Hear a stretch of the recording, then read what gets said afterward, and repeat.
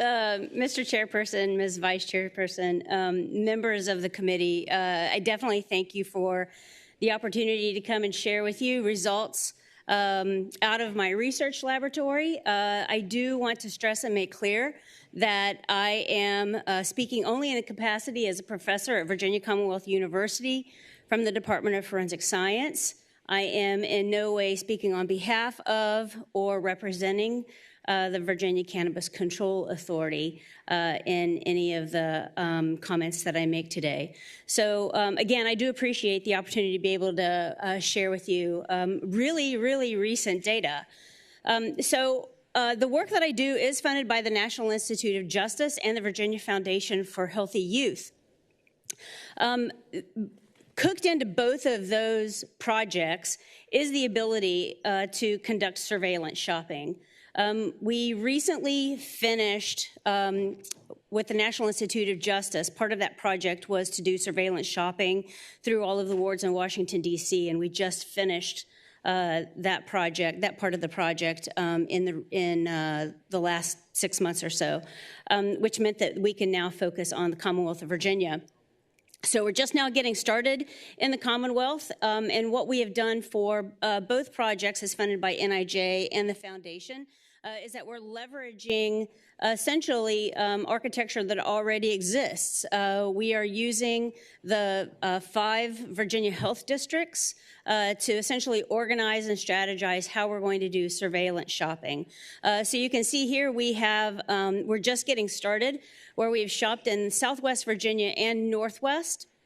We have plans to continue shopping in those districts and in the other districts in pretty short order.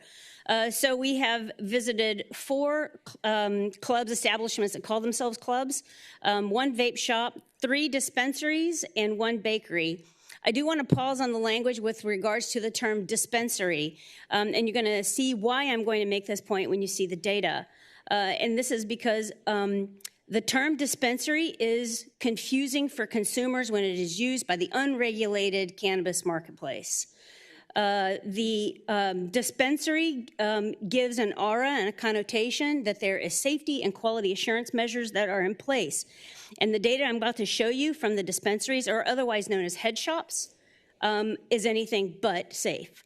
So when we visit these stores, we're collecting a number of different kinds of data points during the secret shopping experience. We're looking for age gating. Are they checking for IDs? Is there an ATM on site so that it's a cash-only exchange? We're collecting data such as, what is the shopkeeper telling the customer? Oftentimes what we have learned is that the shopkeepers who have zero pharmacological background are dispensing information that is patently false and outright mythology in terms of the advice that they're giving to consumers. So we're gathering that kind of data. We bring the products back to the laboratory where we essentially take photographs, document what's on the packaging. We pull certificates of analysis. We try to find information about where products have been manufactured. And of course, we're making detailed notes as to what they say about potency or the cannabinoids that are in the products. Once they are fully documented, they enter into our testing program. So the first step is what we call an untargeted analysis. An untargeted analysis gives us a full chemical profile of what is in that product. That means that we're getting everything from solvents to flavoring chemicals to whatever is pharmacologically active. Once we identify what that chemical profile is, we then select targeted chemicals, usually solvents or what's pharmacologically active like nicotine and nicotine analogs and cannabinoids and the cannabinoid analogs. We select those for what we call quantitation, which means that we're going to figure out how much of those drugs are actually in the products. Those 2 steps actually take a long time. So while we're in the process of that, we're also conducting what we call a microbiological analysis, which is essentially we are taking a sample of the products and plating them to determine if they have yeast, mold, bacteria, E. coli, coliform in them. And so I'm going to present to you some of the research that we have out of Virginia. So the way this is organized is that I'm going to talk about the type of the establishment that we shopped in, the products that we purchased, and then what the results are. Okay, so the general category of social clubs, this is both membership and public clubs. These are screenshots off of the internet. We don't take pictures when we go into shops. We certainly don't want to call attention to ourselves because we are secret shopping. So we do then go online and see what it is that they're saying about their establishments. And so you'll see here that they do say that they're operating within state law. And so the first public club we shopped in, you'll see here we have an array of products. So I'm going to talk about what I want you to focus on. So we buy an array of products from edibles, flower material, keef, and things like drinks. So I want to draw your attention to the product here called keef. Keef is a national brand that is regulated and only sold in those states. You do not see Virginia on that list. So it is entirely unclear if that product is a counterfeit product or if it is being illegally resold in the Commonwealth. The other product, THC Tech, when we tried to find where it was manufactured, find any information of it, we couldn't find any manufacturing data on this, and the label itself was fairly vague. The second public club we shopped in, you'll see the upper left hand. I mean, it's hard kind of to know what that is, but it's a vape product. We bought some flour. We did get some freebies in this, so we got a sample of keef, and that unmarked tube is a pre-roll. So there's a couple of layers of issues here. One is that the products are not labeled transparently as to who purchased them or what was in them. But really the second thing is the lack of professionalism in these establishments. So to have handwriting on the packaging that is being sold to the consumer in and of itself smacks at these have been packaged on site and we don't know what they actually are. So in the microbiological analysis, you'll see the freebie sample there, the red plate. That is coliform. That is indicative of fecal contamination. So the keef sample and the flower sample, those black spots are blooming mold. I'll talk about our analytical results in a little bit. So in a membership club, you'll see there we purchased brownies, lots of flower material, and again, another vape. So when we opened up the brownie package, we're not sure if that was a hair or fiber. We didn't stick it under the microscope to see, but nonetheless, it's disgusting. And the vape itself also had no concentration on it as well. The challenge with this shop, when our secret shopper went in there, the storekeeper forced the secret shopper to take a hit off of the vape before they left the store under the pretense that the vapes sometimes don't work and we do not allow for returns. Now, the problem with that is we've just forced somebody on site to consume a product, a drug, and then they got into their car impaired. Layers of issues there. In a second membership club we shopped in, you'll see none of their products really have much in terms of information on them. We don't know, these are pre-rolls and a vape, so you'd have no idea where they were manufactured or how much drug was in them. When we plated them, you'll see there they bloomed pretty vigorously with mold. So these are our analytical results. So we, in our analysis, we're able to determine not only what phytocannabinoids, so what cannabinoids are natural to the plant, plus we also do what is an extended panel. And the extended panel is important because it includes cannabinoids that are synthetically derived, which are oftentimes used by the industry or called by the industry hemp-derived, which could not be farther from the truth. They are not hemp-derived. They are synthetically produced in somebody's laboratory, garage, bathroom, who knows.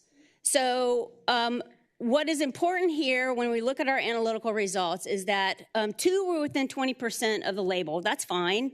That's, could be considered within pharmaceutical standards. But 10 of the products were 50% or more off of the label. 12 of the 25 had no label at all on them. So the other layer or nuance on this is that the packages were actually over-labeled. We know that THC potency inflation is very real, whether it is in the regulated or unregulated marketplace. So in this situation, despite all of the mold and coliform that's growing on it, consumers are not getting what they've purchased. So that in and of itself is also a problem. We shop in a vape store. So some of the products we received, we didn't know who the manufacturer was. This was a product from California that was sold 1 year past its expiration date. The labeling, this is how they conceivably, ostensibly get it shipped, is that they say that it's Farm Bill compliant, meaning that it has less than 0.3% THC in it.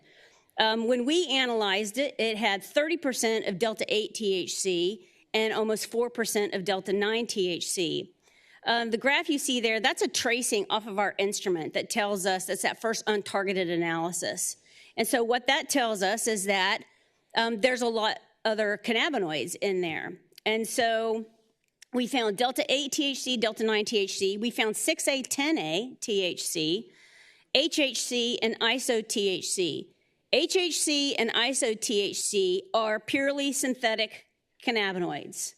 Nothing natural about them. Iso-THC actually happens to be one of the markers we look for to identify cooks if it just has Delta-9 THC in it. So Delta-9 is also synthetically produced in the unregulated marketplace. And so we use the iso-THC as a marker for whether or not the Delta-9 has been synthetically produced. So none of those cannabinoids, the synthetic ones, we don't know anything scientifically about their pharmacological activity or their toxicological activity. So this was a head shop that calls themselves a dispensary. And so you'll see there, they say that they're federally legal, they're compliant with the Farm Bill. That screenshot of $200 ounces of flour, I don't understand what that means, but we do know that that a consumer could walk in there and buy more than an ounce of flour and walk out with an illegal amount of cannabis on their person. So, and then what we also see here is that there's, they tout safety, and you'll see that they have indicators as to their certificates of analysis. This is a different head shop, also challenges with the labels.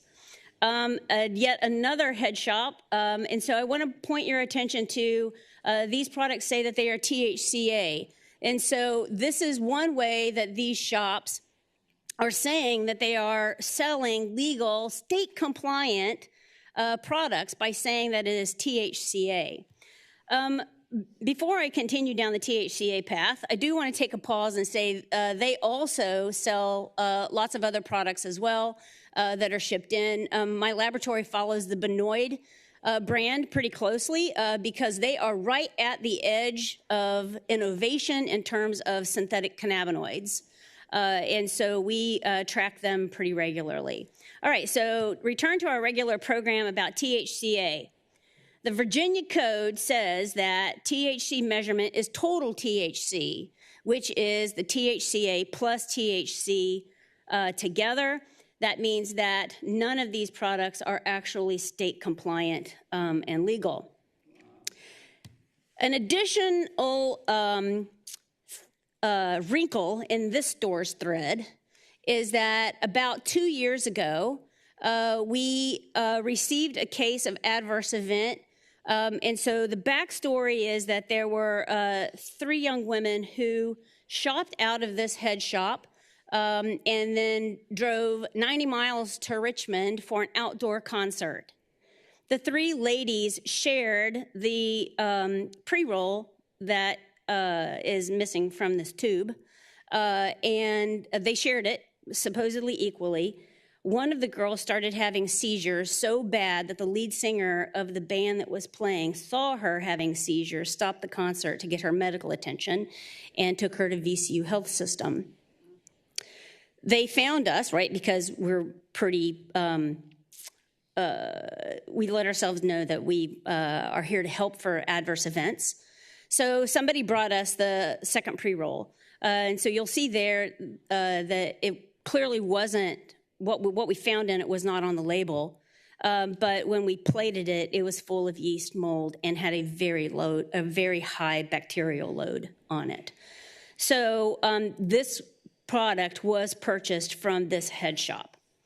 And there have been attempts by a number of people to bring attention to this shop as needing to be shut down. Another head shop that we purchased in make lots of claims to safety. And they say, here's our certificates of analysis.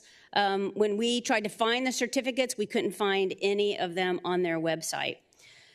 So for the analytical results, you'll see there that 4 of the products are more than 50% off of the label. And again, we have THC potency inflation. I'm going to pause just for a minute. No, just for a hot second here. So this is a establishment that is called a bakery. It's in Abingdon. It's somewhere on the slide, so I might as well just say where it is. It has a drive-through, and it uses DoorDash. And so it was featured on the local news. And in the interview on local news, you'll see that they say they were 100% legal and certified by the Commonwealth of Virginia, and every product has been sent off to the state to be tested. Let's check them out. So here we have gummies. One of the things that we try to do, particularly in bakery products like this, is we try to figure out how they were made. So in this situation, like we will dissect products to try to figure out where is the cannabinoid in here. So in the truffle, we discovered the cannabinoids is actually in the chocolate center. The cookie that you see there is actually a sandwich cookie. That is, the two cookies are held together by icing. And then we have the cereal bars along the bottom that are covered in a sugar glaze. And so the cannabinoids are in the glaze. You might imagine that this is really time-consuming for us when we're trying to scrape the glaze off of Cheerios. So this store claims that they follow good manufacturing practices, which means that their good manufacturing practices are following Virginia regulation for making food products. Let's see how they did.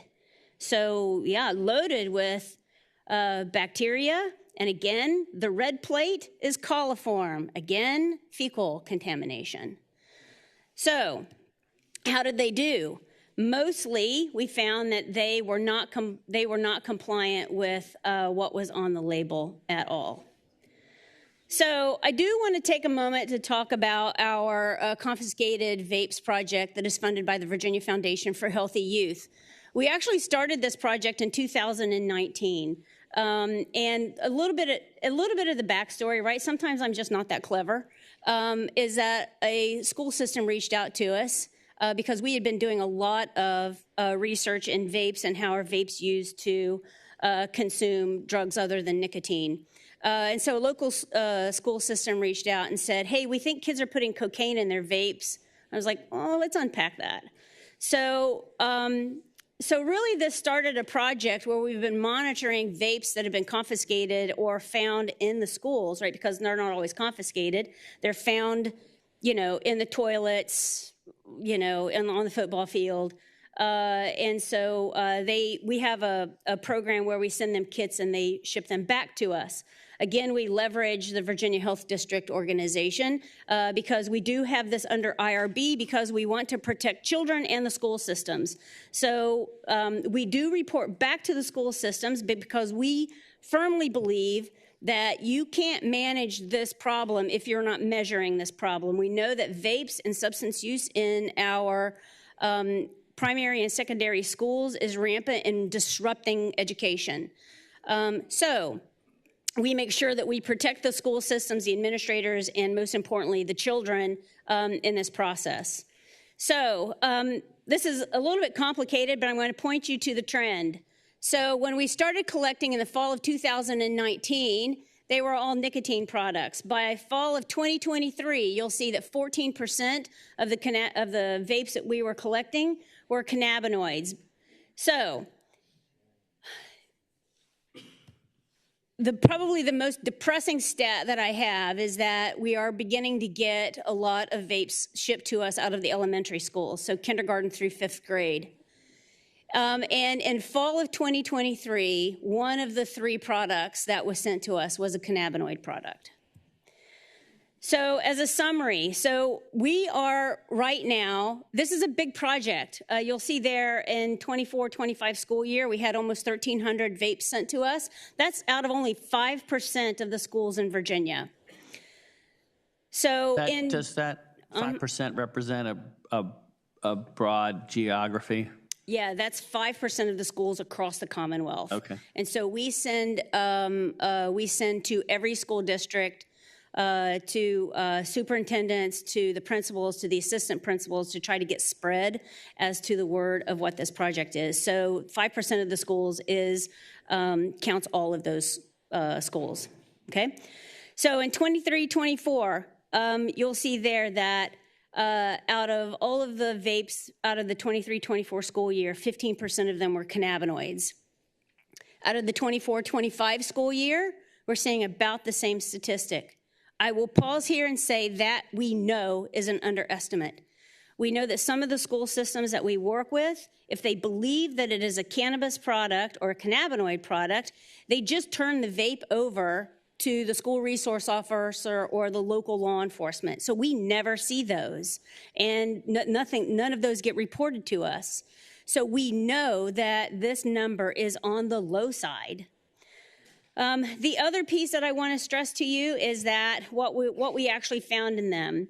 So 100% of the products, of that 15%, were synthetic. So delta-8 THC, 6A10A, THCP, HHC, and THCO.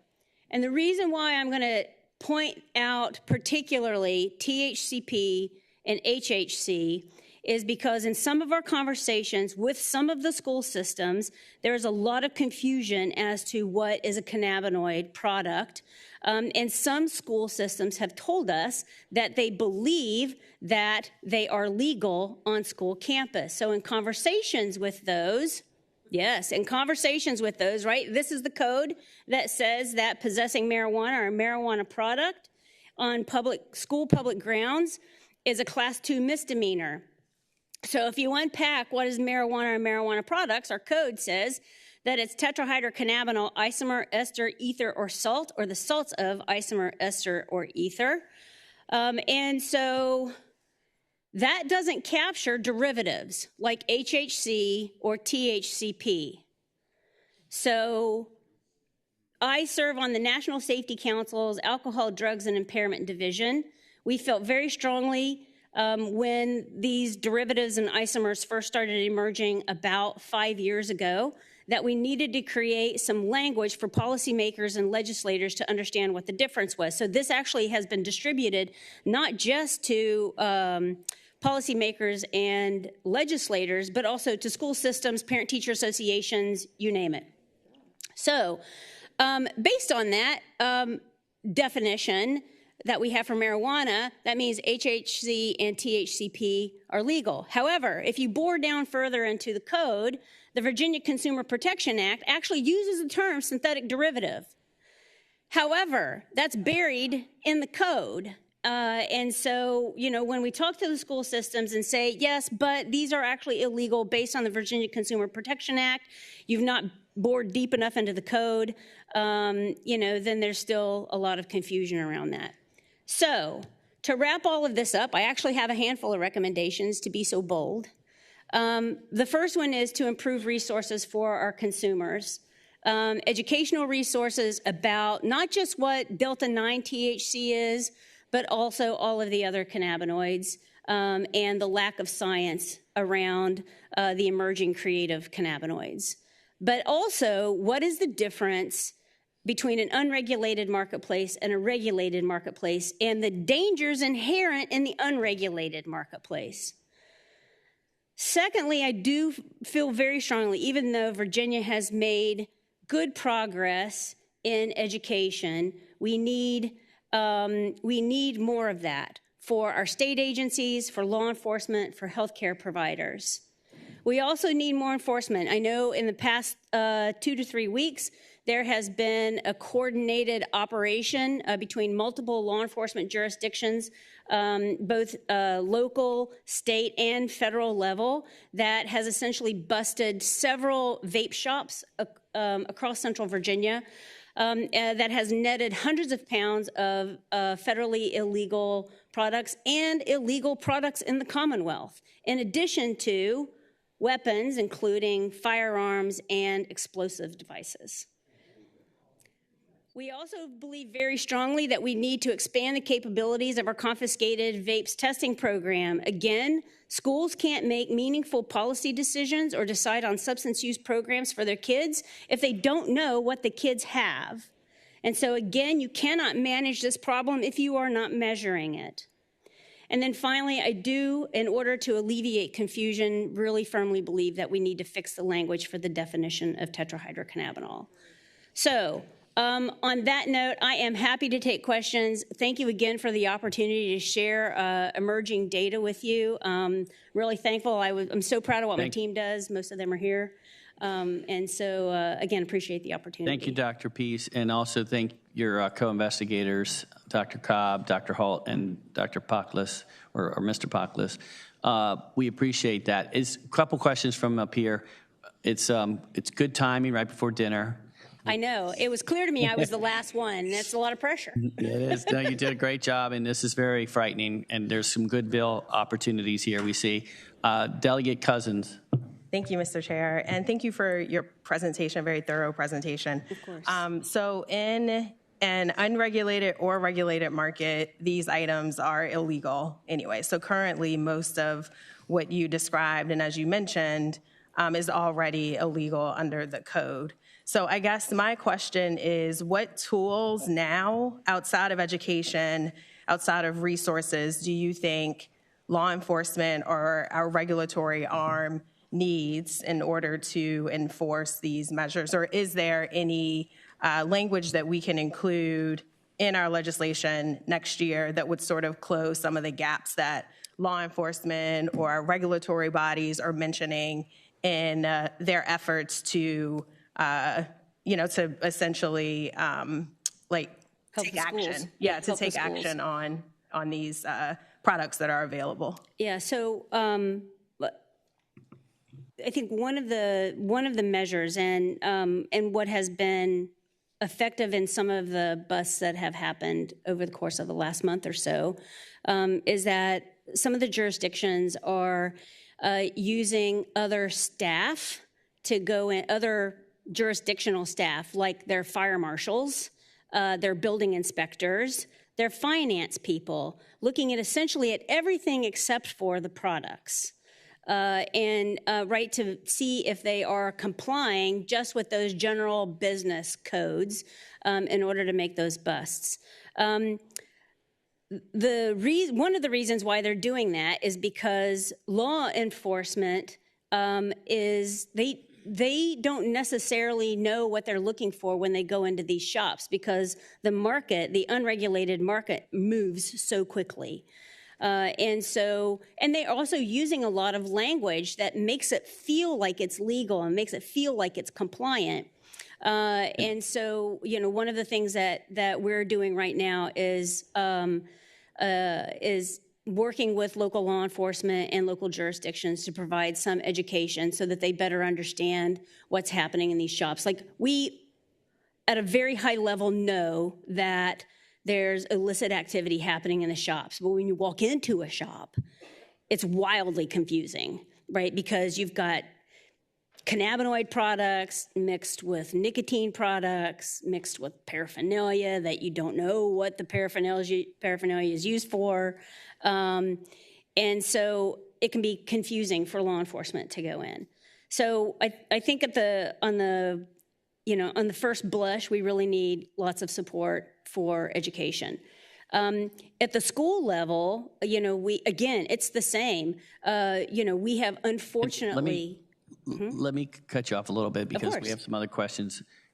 Delegate Cousins, did you have a follow-up? Yeah, just one follow-up question. So is there any data sharing? So all of this data that you just prepared for us, do you provide this? What's the next step for this data? Do you provide it to law enforcement agencies? Do you provide it to regulatory? Yes. The CCA across the board. Or whoever? The ultimate goal is what is considered the gold star for scientific communication, which is to get it published in the peer-reviewed literature so that it can be used by anybody. But we actually do a lot of work to disseminate it to school systems, law enforcement officers, state agencies, whoever we think is actually a stakeholder in a community and needs the information. Two quick questions. Would you say that that there are other labs in Virginia that have the capability that you do, and does DFS even have the capability to be able to figure out the derivatives and things like that with their testing?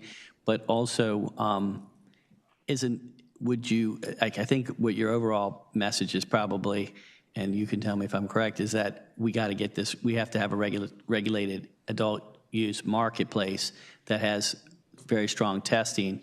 Correct. And that marketplace will take care of a lot of these problems because they will also be looking out for each other to make sure that their investment's not being squandered by the illegal activity down the street. Right, and it also puts up rails that would be really clear for communities, law enforcement, et cetera, et cetera. So I don't want to speak for the Department of Forensic Science, but I know that the capabilities of my laboratory are such that we chose to be at the bleeding edge of this problem.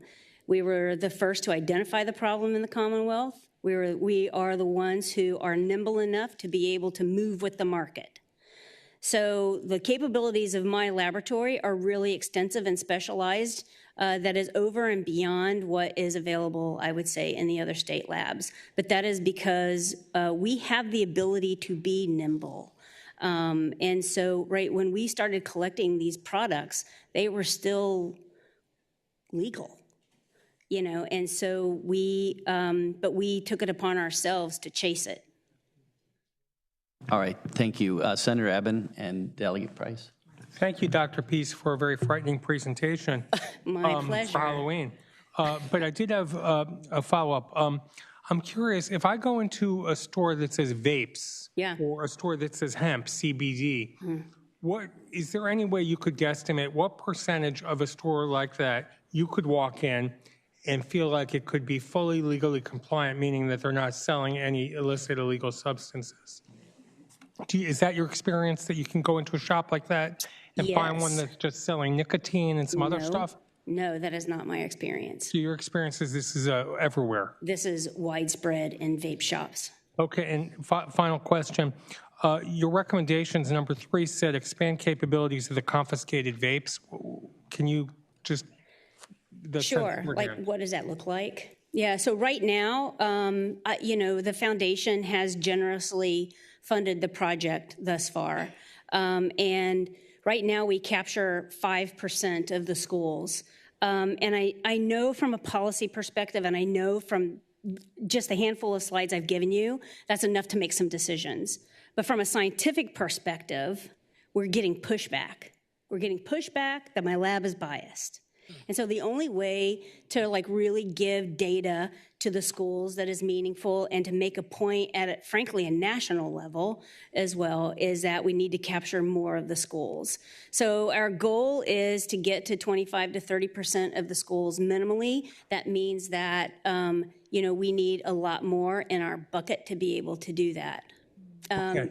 And the schools are also asking for more education than we have the bandwidth to supply right now. Okay, and Mr. Chairman, just to follow up, Dr. Peace, I chair the Public Safety Subcommittee of Finance in the Senate. Delegate Krizak chairs the corresponding subcommittee in the House.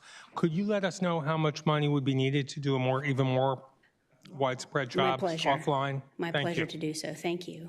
Thank you, Senator. Delegate Price. Yes, that was, Mr. Chair, that was pretty much my question. But then the second part of my question would be, because we are facing so many current unknowns in this one moment about what any budget decisions will be in the next session. Yes, ma'am. When we receive that number from you, we would also want to know a backup plan for how we might be able to help the foundation should the appropriations committees be tapped out, because we are facing way more cuts than we have revenue. Right. We're not going to be able to put this together tomorrow. Right.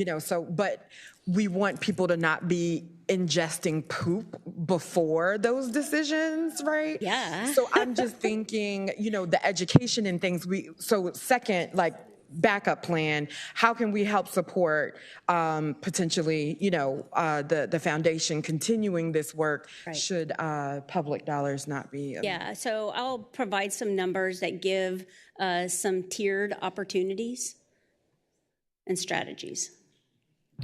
Okay, thank you very much, Dr. Peace. Thank you. Thank you, I appreciate Commission. it. Now, that almost, we're almost finished, but we promised the public, and I think there's a few of you who want to testify. You got, like as we did last meeting, you have